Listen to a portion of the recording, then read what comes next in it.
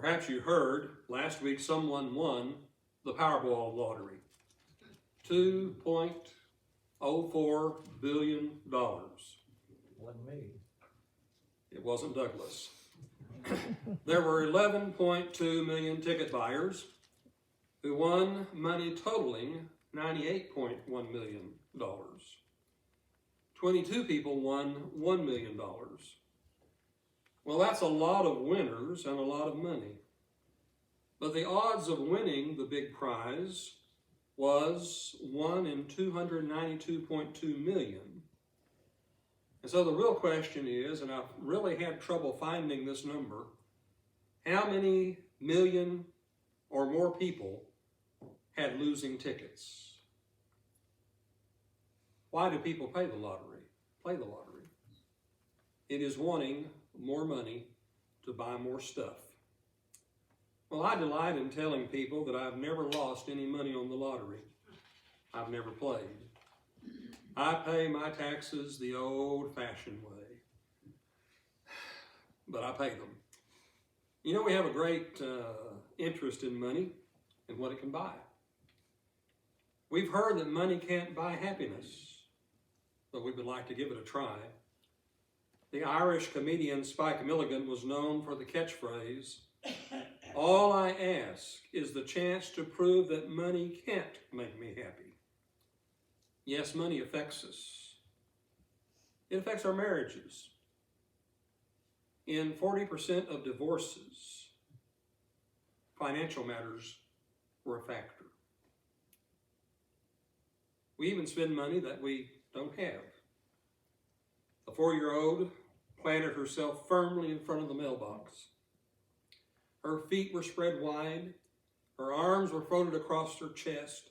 She wouldn't budge. She told the mail carrier, "My mom says she can't take any more bills."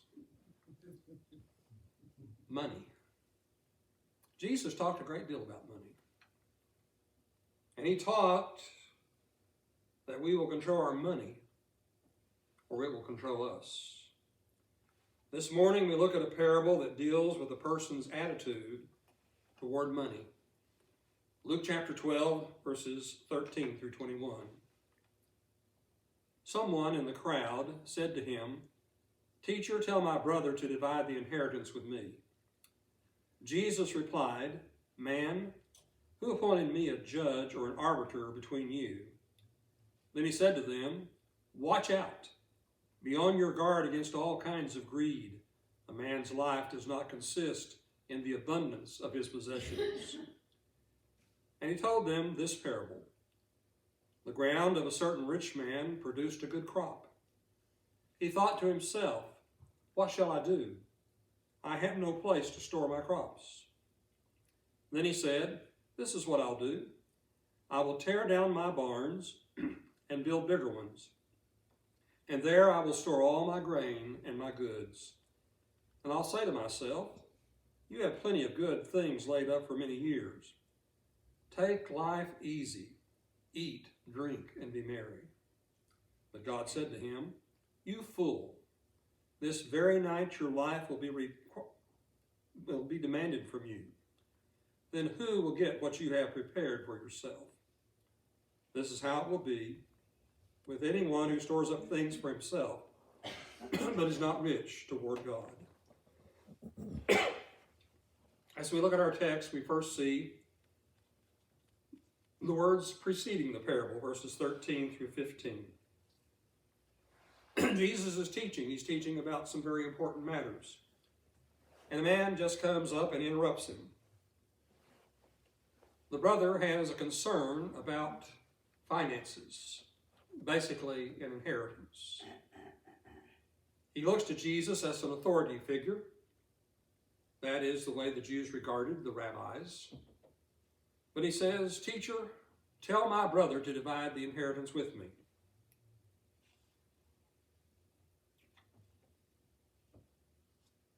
Money matters affect families. One newspaper headline noted, "Where there's a will, there's a war." There was something going on between these brothers. The one brother apparently felt he wasn't getting his fair share of the inheritance. The response that Jesus gave was not what the man expected, it was a rebuke. When he says to a man, that is not a cordial term. Jesus addressed this man as a stranger. And Jesus basically says, this isn't something I'm concerned with. That's not why I'm here. Jesus did not come to be the judge of earthly matters. Tony Ash said it must have been a blow for a questioner who was concerned so much about an inheritance to be told how little it mattered. And then in verse 18, Jesus gives a warning. He says, beware, watch out, guard yourself. He says to the man and to those around, you need to watch out for all kinds of greed. Another word that is used is covetousness. Jesus says your life does not consist in the abundance of your possessions. Covetousness is not simply the desire for or possession of property, but it is a desire of having it simply for the sake of having it. It is putting cash over character. Jesus says life is more than things. Mark Twain defines civilization as a limitless multiplication of unnecessary necessities. Henry David Thoreau wrote in his journal on March 11th, 1856, that man is the richest whose pleasures are cheapest. Also, a man is rich in proportion to the number of things which he can afford to let alone. We have such an accumulation of things. And commercials tell us that we need more stuff. And we accumulate more and more stuff. What was once a list of luxuries has become a list of necessities.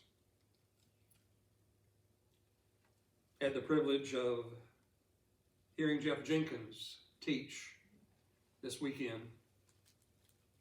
Jeff became a widower just a few years ago. He travels a lot in his preaching work. He travels more in his preaching work now that he is no longer with a local congregation.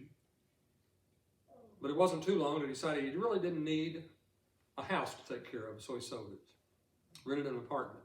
Earlier this year he had that apartment.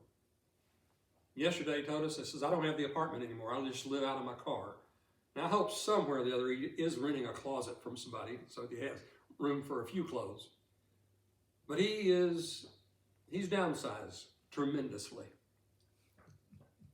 For many of us, that is very hard to do. But Jesus gives a warning. Life is more than stuff. And then he tells this parable. We call it the parable of the rich fool. Now this was apparently an honest man. Probably a well-respected man. He had a great crop. And he says, what am I going to do? I don't have room to store all my crops. He says, I'm going to tear down my barns and build bigger barns. Now, from a childhood, I've always wondered, well, why didn't he just build another barn? But that's not the point of the parable. The point of the parable is, he says, I've got all this stuff. I've got it made. I can store my grain, my goods, and I'll say to myself, you have plenty of good things laid up for many years. Take life easy. Eat, drink, and be merry. That was a common philosophy in that day. It's still a pretty common philosophy today. If I can just get enough stuff, enough money in the bank, then I can take life easy. Eat, drink, and be merry.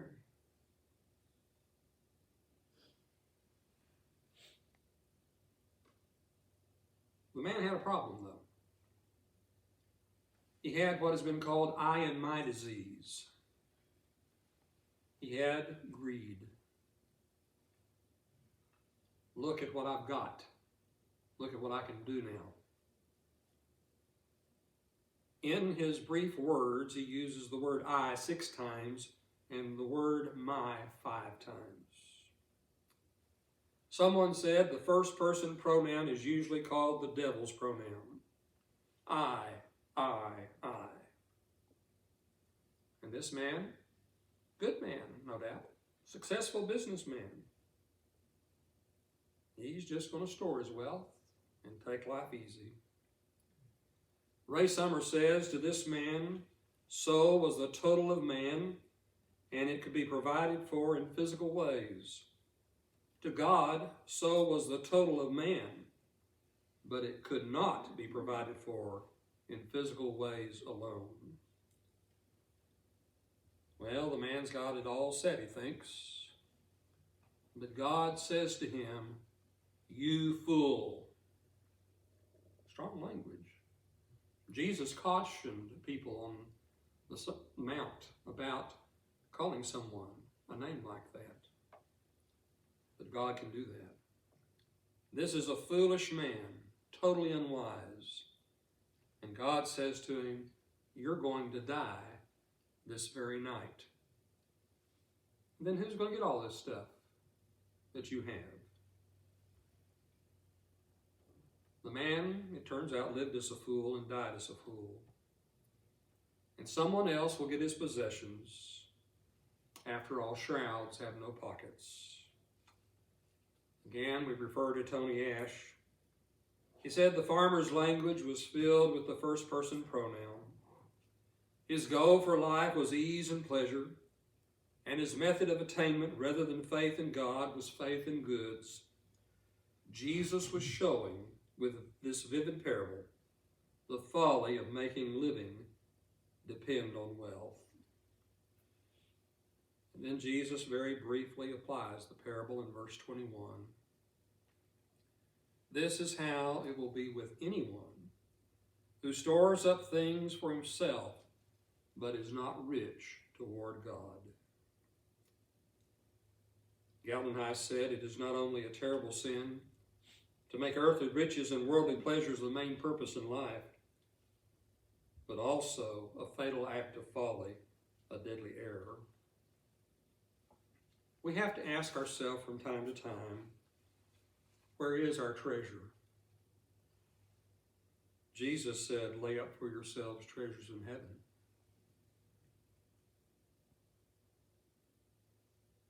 This man made some mistakes. We note them. First, he forgot God. He seems to be an honest man, a good man, but he didn't show any interest in God. He may have been a functional atheist. He believed in God, but it really made no difference in his life. We need to treat money and possessions as loans from God.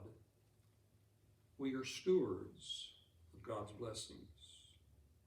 And God, not goods, is the source of life. The rich fool forgot others. He said he needed bigger barns. Well, what about his workers who brought in that harvest? What about his poor neighbors?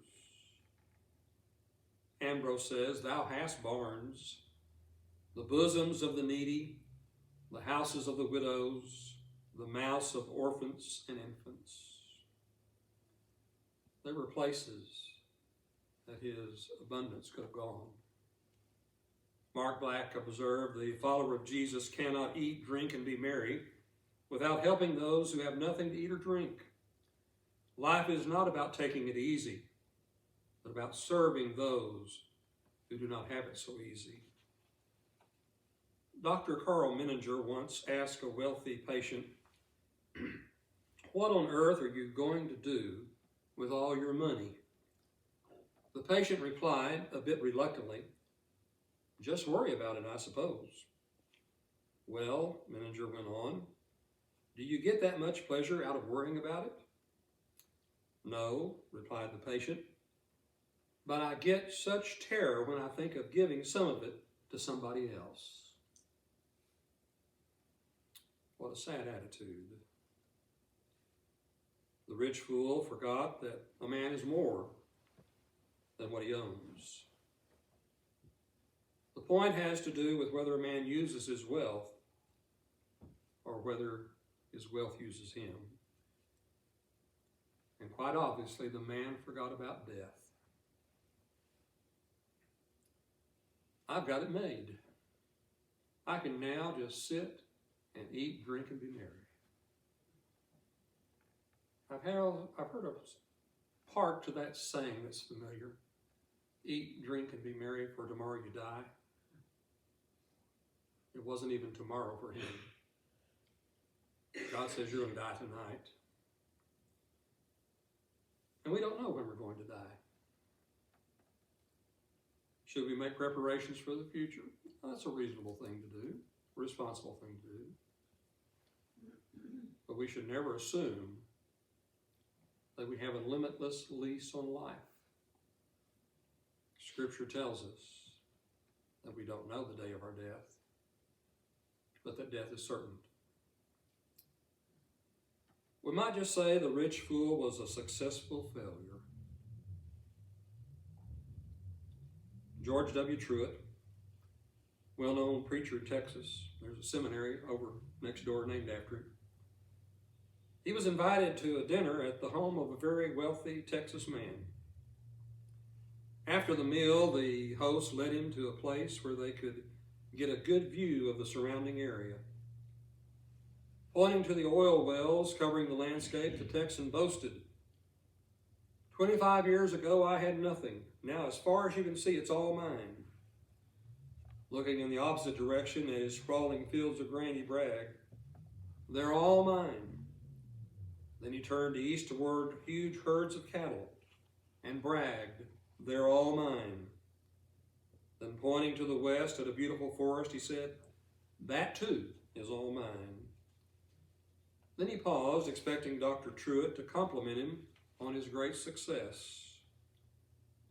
But Dr. Truett placed one hand on the man's shoulder and pointed heavenward toward the sky and simply asked, how much do you have in that direction?